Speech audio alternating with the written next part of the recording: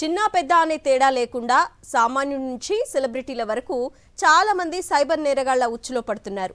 తేరుకునే లోపే అకౌంట్లు ఖాళీ చేస్తున్నారు. మోసపోయిన బాధితుల్లో కొంతమంది మాత్రమే పోలీసుల దగ్గరికి వెళ్తున్నారు. కొంతమంది చెప్పుకోవడానికి పోలీస్ స్టేషన్ వరకు రావడానికి కూడా ఇబ్బంది పడి డబ్బులు అలానే వదిలేసుకుంటున్నారు. ఇలాంటి వారందరి కోసం ఓ కొత్త వ్యవస్థను అందుబాటులోకి తీసుకొచ్చింది.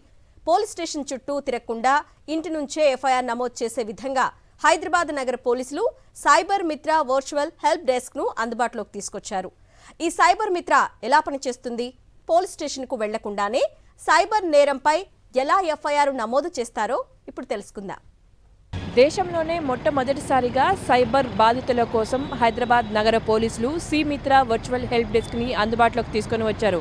ఈ వర్చువల్ హెల్ప్ డెస్క్ ద్వారా ఎఫ్ఐఆర్ ఫిర్యాదు చేయొచ్చు. సో దానికి వర్చువల్ హెల్ప్ డెస్క్ ఆఫీసర్లు దానికి సహాయం చేస్తారని కూడా పోలీసులు చెప్తూ ఉన్నారు.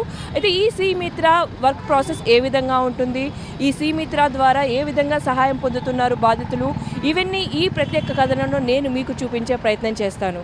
ఓటీపీ మోసాలు, డిజిటల్ అరెస్టులు, ట్రేడింగ్ ఇన్వెస్ట్మెంట్ ఫ్రాడ్స్ ప్రజల్ని తీవ్రంగా ఇబ్బంది పెడుతున్నాయి. కష్టపడి సంపాదించుకున్న డబ్బును కంటికి కనిపించని దొంగ కొట్టేస్తున్నాడు. తెలియక కొంతమంది అత్యాశకు పోయి మరికొంతమంది సైబర్ మోసాల బారిన పడుతున్నారు. అయితే ఇలాంటి కేసుల్లో ఎక్కువ మంది పోలీస్ స్టేషన్ వరకు వెళ్లేందుకు జంకుతున్నారు.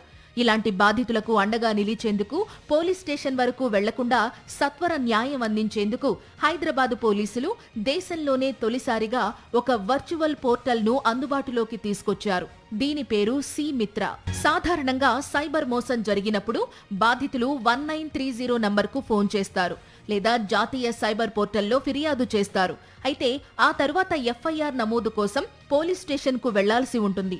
కానీ సి మిత్ర రాకతో ఇక ఆ అవసరం ఉండదు. దీని ద్వారా ఫిర్యాదు చేయడం నుంచి ఎఫ్ఐఆర్ నమోదు వరకు అంతా ఇంటి దగ్గర నుంచే పూర్తి చేయొచ్చు. ఇది స్టార్ట్ చేసి 9th జనవరి స్టార్ట్ చేసాము. ఈ రోజుకి దాదాపు ఒక 11-12 డేస్ అయినాయి. సో ఈ 12 డేస్లో కూడా మేము యావరేజ్గా 1100 కాల్స్ చేయడం జరిగింది. ఇమీడియట్లీగా అది గుర్తించినప్పుడు సైబర్ క్రైమ్ జరిగిందని గుర్తించినప్పుడు ఇమీడియట్గా 1930లోకి అయితే కాల్ చేయాల్సిందే. దాన్ని మేము యాక్సెస్ చేసుకొని సి మిత్ర మీకు ఈజీగా ఎఫ్ఐఆర్ చేయడానికి అవకాశం కల్పిస్తుంది. కాబట్టి దీన్ని యూటిలైజ్ చేసుకోండి, దీన్ని వాడుకోండి మేము చెప్తున్నాం పబ్లిక్కి.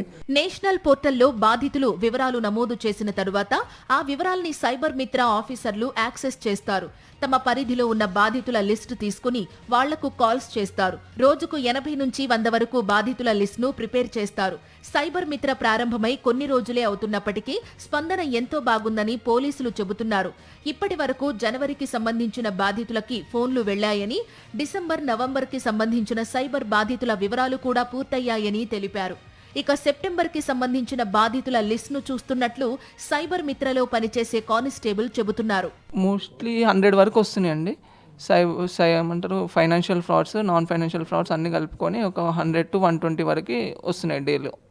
కంప్లైంట్ ఓపెన్ చేయడం మనకు తెలిసిపోతుంది, వాళ్ళ అడ్రస్ ఎక్కడ ఉంటుందని చూసి మన జ్యూరిస్డిక్షన్లో వచ్చేటి సెలెక్ట్ చేసుకుంటాం. వేరే జ్యూరిస్డిక్షన్ వచ్చేటి వేరే స్టేట్ నోడల్కి ట్రాన్స్ఫర్ చేస్తే వాళ్ళు అక్కడి నుంచి వాళ్ళ జ్యూరిస్డిక్షన్కి ట్రాన్స్ఫర్ చేస్తారు ఆ కంప్లైంట్స్. ఆర్టిఫిషియల్ ఇంటెలిజెన్స్ సహాయంతో కాల్ సెంటర్ నుంచి పోలీసులు బాధితులతో మాట్లాడతారు. ఆ తరువాత బాధితులకు వాట్సాప్ మెసేజ్ పంపిస్తారు. వివరాలు సరిగ్గా ఉన్నాయని బాధితుల నుంచి కన్ఫర్మేషన్ తీసుకున్న తరువాత ఆ పత్రాలపై సంతకం చేసి కొరియర్ చేయొచ్చు లేదా బషీర్బాగ్లోని సైబర్ మిత్ర డ్రాప్ బాక్స్ లో వేయొచ్చు. 2-3 గంటలకు ఒకసారి డ్రాప్ బాక్స్ ని చెక్ చేసి ఆ లెటర్ల ఆధారంగా 0 ఎఫ్ఐఆర్ ప్రిపేర్ చేస్తారు. అనంతరం ఆ పత్రాన్ని సంబంధిత పోలీస్ స్టేషన్ కి ఎఫ్ఐఆర్ నమోదు కోసం పంపిస్తారు. అలా సైబర్ క్రైమ్ పై ఎఫ్ఐఆర్ నమోదవుతుంది. ఇలా రోజుకి 20 నుంచి 30 వరకు బాధితుల నుంచి లెటర్స్ వస్తాయని సైబర్ మిత్ర ఆఫీసర్ చెబుతున్నారు. పాజిటివ్గానే ఉంది మేడం రెస్పాన్స్ అయితే. అంటే వాళ్ళు డైరెక్ట్ పిఎస్కి వెళ్ళకుండా, పిఎస్ చుట్టూ తిరగకుండా ఇంట్లోనే ఉంటే డ్రాఫ్ట్ చెక్ చేసుకొని పోస్ట్ ద్వారా, లేకపోతే వాళ్ళే వచ్చి టైం ఉంటే వాళ్ళే వచ్చి డైరెక్ట్ డ్రాప్ బాక్స్లో కూడా వేస్తున్నారు మేడం. రెస్పాన్స్ అయితే పాజిటివ్గానే ఉంది మేడం. ఎఫ్ఐఆర్ సిద్ధం చేసేందుకు సి మిత్ర కాల్ సెంటర్ నుంచి బాధితులకు కాల్ వెళుతుంది. క్రైమ్ ఆధారంగా ఆర్టిఫిషియల్ ఇంటెలిజెన్స్ సహాయంతో డ్రాఫ్ట్ సిద్ధం చేస్తారు. బాధితులకు ఏమైనా అనుమానాలుంటే వాటిని నివృత్తి చేస్తారు. ప్రస్తుతం రోజుకి 50కి పైగా కాల్స్ చేస్తున్నట్లు కాల్ సెంటర్ ఆఫీసర్లు చెబుతున్నారు.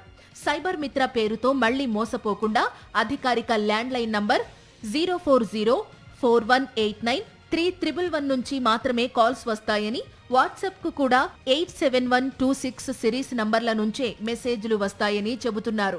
మాకు డైలీ కాల్స్ వచ్చేసి ఒక 30 కాల్స్ వరకు చేస్తాను. నేనైతే 30 కాల్స్ వరకు చేస్తాను. అందులో సగం మంది ఆన్సర్ చేస్తారు, సగం మంది ఆన్సర్ చేశాక కూడా వాళ్ళు నమ్మకపోతే మేము ఒక ట్రస్ట్ టెంప్లెట్ అని ఒకటి ఉంటుంది, అది పంపిస్తాం మేము వాళ్ళకి.